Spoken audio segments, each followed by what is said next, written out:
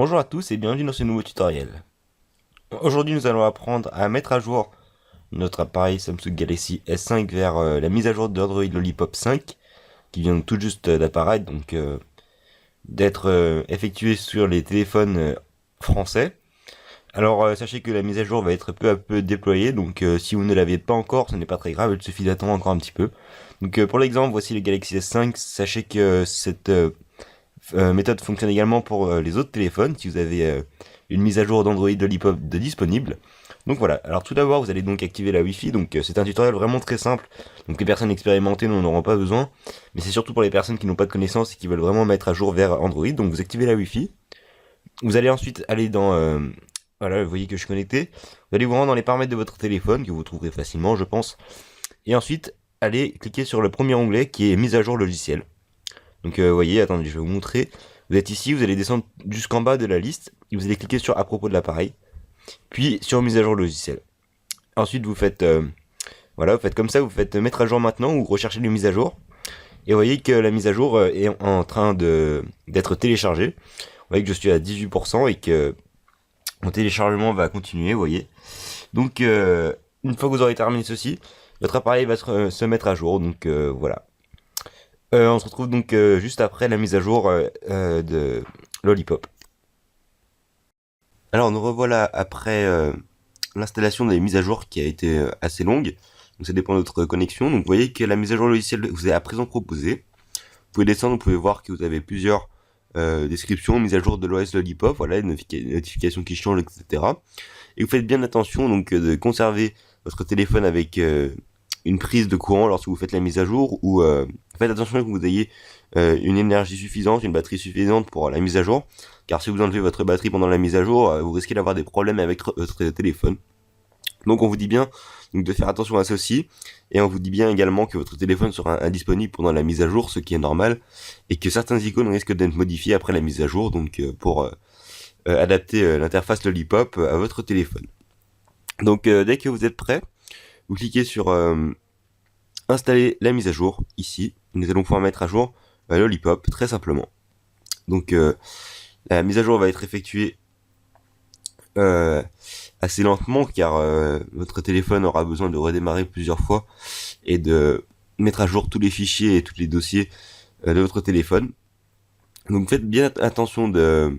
Voilà, cliquez sur OK pour redémarrer. Donc faites bien attention d'être connecté à un câble, ou bien simplement d'avoir assez de batterie pour faire cette mise à jour. Donc là je suis à 100%, donc il n'y aura pas de problème. Mais si vous avez très peu de batterie, je vous conseille très fortement de mettre un câble, ou sinon votre téléphone eh bien, aura des problèmes et la garantie ne pourra pas s'effectuer. Je tenais également à préciser que cette mise à jour est absolument sans risque, car elle a été éditée par Samsung.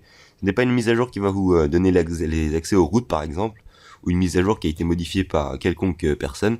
C'est une mise à jour officielle, donc qui intervient directement dans le système de Samsung. Donc vous n'avez aucun risque à ce propos-là, à ce niveau-là, et si vous avez des problèmes, vous pouvez faire appel à Samsung.